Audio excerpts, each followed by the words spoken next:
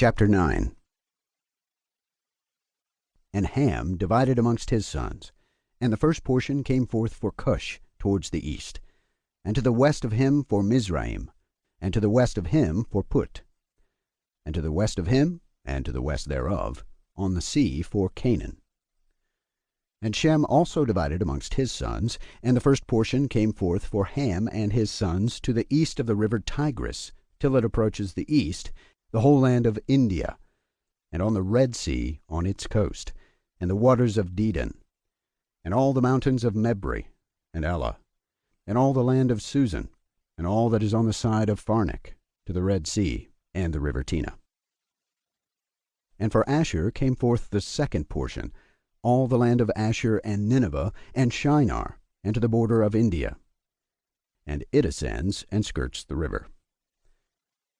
And for Arpachshad came forth the third portion, all the land of the region of the Chaldees, to the east of the Euphrates, bordering on the Red Sea, and all the waters of the desert close to the tongue of the sea, which looks towards Egypt, all the land of Lebanon, and Senir, and Amana, to the border of the Euphrates.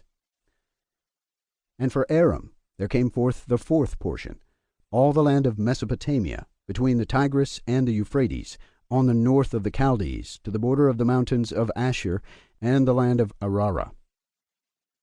And there came forth for Lud the fifth portion, the mountains of Asher, and all appertaining to them, till it reaches the great sea, until it reaches the east of Asher his brother. And Japheth also divided the land of his inheritance among his sons. And the first portion came forth for Gomer, to the east, from the north side to the river Tena.